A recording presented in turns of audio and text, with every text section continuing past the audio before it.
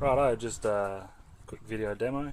I've fitted the driver's side door with two strips of this Dynamat rip-off. One in the top half, one in the bottom half, and then laid it with my El Cheapo 10 metre roll closed cell rubber. You can see the aluminium foil. This door's had nothing fitted to it, so I'll just show you some of the differences so far. So, just a quick knock test. So the no padding, immense difference, I reckon. Sounds heaps solid. Just a quick opening of the door, you can hear the echo. And this one sounds a lot solid.